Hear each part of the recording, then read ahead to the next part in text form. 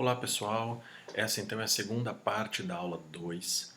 Eu estou fazendo esse vídeo porque na edição da aula gravada, quem assistiu a primeira parte viu que a aula foi gravada em sala de aula, e o que acontece é que houve uma falha no microfone. Eu gravei a segunda parte com o microfone com baterias que já tinham descarregado, então ele ficou sem o áudio.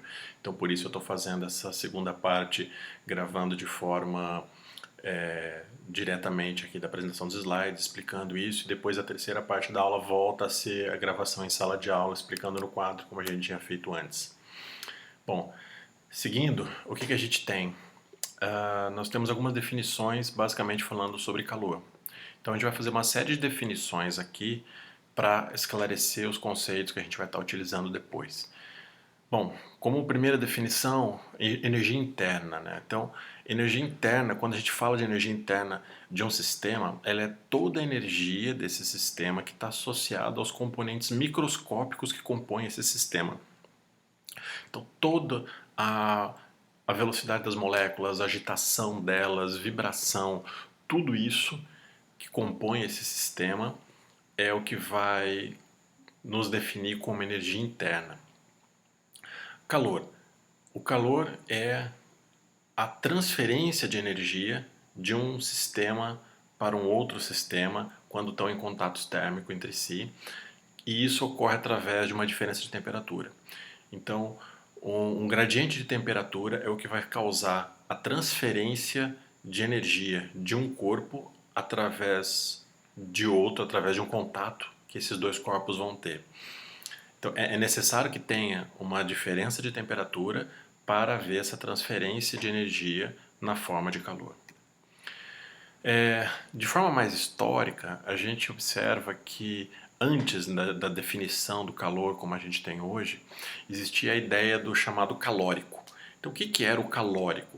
Ele era entendido como um fluido invisível que corria de um corpo para o outro. Então ele saía desse primeiro corpo, ia para o segundo corpo, fazendo então variar a temperatura desse corpo de um para o outro. Da ideia do calórico surgiu o que a gente tem, e ainda hoje é utilizado, o termo de caloria. E como que nós definimos uma caloria? Caloria é a energia necessária, ou seja, a quantidade de energia necessária para você aquecer 1 grama de água de 14 graus e meio na escala Celsius para 15 graus e meio. Então você vai aquecer a água de 1 grau centígrado na escala Celsius de 14,5 para 15,5. Essa quantidade de energia é a quantidade definida como caloria. Importante, a caloria, a unidade dela é cal escrito minúsculo, grafado minúsculo, CAL. Muitas vezes vocês vão encontrar por aí literatura, principalmente coisas associadas à nutrição, escrito caloria com C maiúsculo e associando isso com 1000 calorias. Então, o que seria o cal maiúsculo, ele é equivalente a 1 quilocalorias, então, ou seja, 1 quilocal.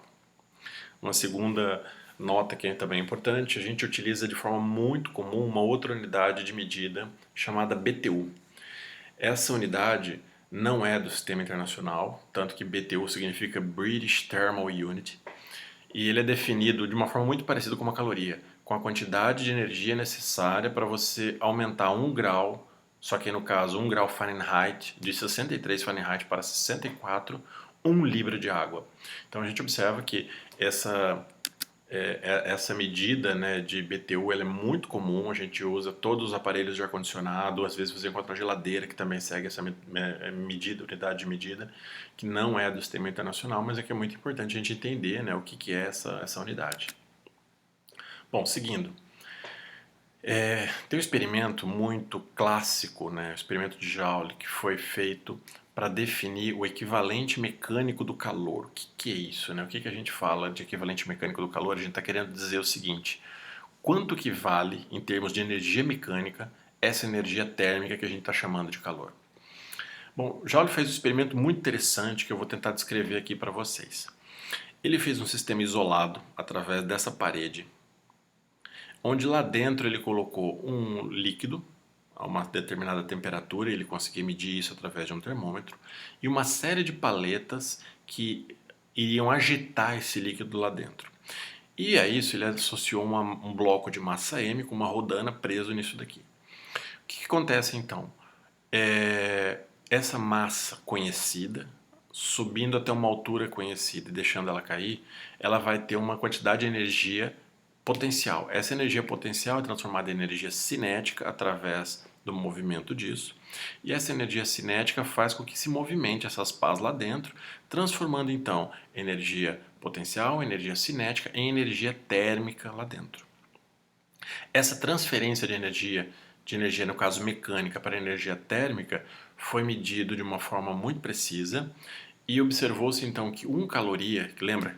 1 caloria é a quantidade de energia necessária para se aumentar em 1 grau centígrado de 14,5 para 15,5 1 grama de água. E ela equivale então a 4,186 joules. Aqui tem um link com o vídeo que vocês podem observar isso, mas tem na internet uma série de outros vídeos que vocês conseguem observar e verificar como que esse experimento funciona. Tá? Bom, seguindo, é importante lembrar, o processo do Joule ele foi usado para entregar calor ao sistema, fornecer calor ao sistema, de modo que o processo contrário não se aplica. O que seria o processo contrário?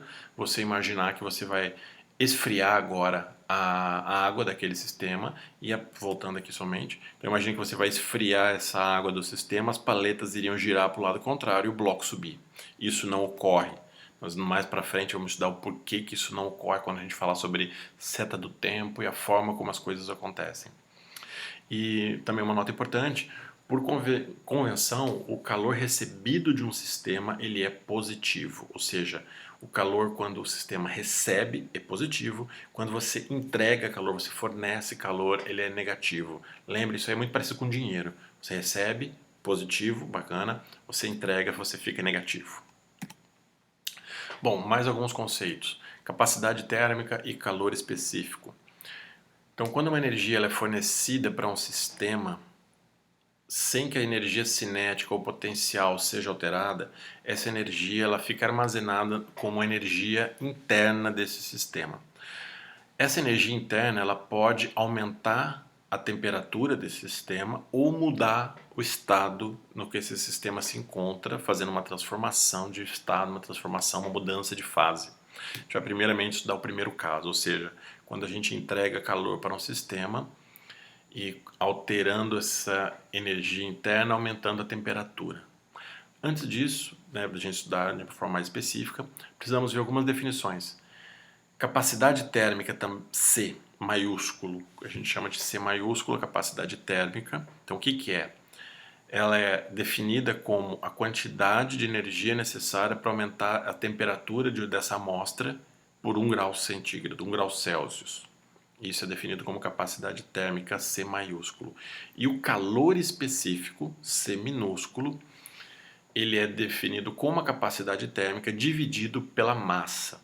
Ou seja, a capacidade térmica, nesse caso, depende da quantidade, do tamanho dessa amostra que nós estamos falando, depende da massa que esse sistema tem, e o calor específico não vai depender da massa, porque ele é dividido por unidade de massa. Então, o calor específico é independente da quantidade da substância que a gente tem.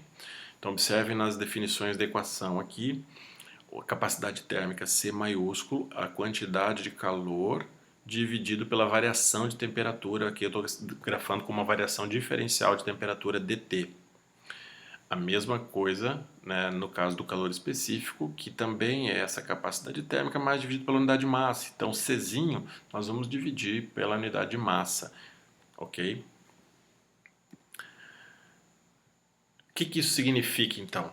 Quando a gente fala sobre uma maior ou uma menor capacidade térmica, uma maior ou menor calor específico de uma determinada substância.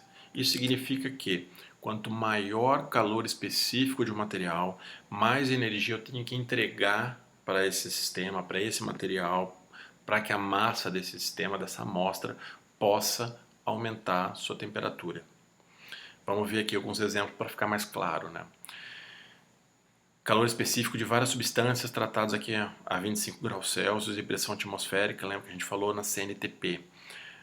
Os metais, eles são materiais em geral de baixo calor específico. Vamos pegar, por exemplo, o ferro, 448 joule por quilograma grau Celsius. Isso significa que para você aumentar uma quantidade de ferro de 1 grau centígrado, você tem que entregar essa quantidade de energia, 448 joules por quilograma, para aumentar 1 grau Celsius. Compare, por exemplo, com alguns líquidos como a água. A água é 4.186 joule por quilograma grau Celsius. Quer dizer, você tem que entregar da ordem de 10 vezes mais energia para aumentar 1 grau Celsius a temperatura da água do que do ferro. É por isso que quando você coloca uma panela de ferro no fogo, por exemplo, ela aquece muito rápido. Em poucos minutos, em poucos segundos, o material, essa panela, já está quente. Ela recebeu aquele calor, recebeu aquela energia, aumentou sua temperatura. A água já não. Você coloca uma panela com água no fogão, ela demora um tempo para aquela água esquentar. Se você colocar a mão na panela de ferro, colocar a mão dentro da água, vai observar que a mão da água quase não aumentou a temperatura, não se queimou. Se botar a mão na panela de ferro, vai estar muito quente. Isso em função do material ter diferentes calores específicos. Bom, e aí, mais como questão mais prática, né, uma questão de aplicação disso, para determinar o calor específico de uma substância, tem uma ciência chamada calorimetria, de gente que estuda exatamente isso. Como descobrir, como determinar qual o calor específico de uma determinada substância. Bom, basicamente o que se faz? Usa-se um sistema chamado calorímetro, que basicamente o que ele é? Ele é um sistema isolado, onde você tem uma amostra de água fria com uma massa conhecida. A água também se conhece qual o calor específico dessa água e a temperatura conhecida. Se coloca lá dentro uma amostra, uma temperatura maior do que a água. Então, o calor ele vai fluir dessa amostra quente para a minha amostra de água fria. Então, eu tenho um calor quente que está saindo do corpo e quente indo para o corpo frio. Com isso, o que eu vou ter, como o sistema é isolado, o calor não se perdeu. O calor frio vai ser igual ao calor quente, ou seja, o corpo frio recebeu a quantidade de energia igual à quantidade de energia que saiu desse corpo quente. O sinal de menos, lembra, quando você cede calor. Equacionando isso, esse calor então é a massa, no caso da água, vezes o calor específico da água, e aqui a variação de temperatura, final menos inicial. Eu meço essas temperaturas, eu sei isso.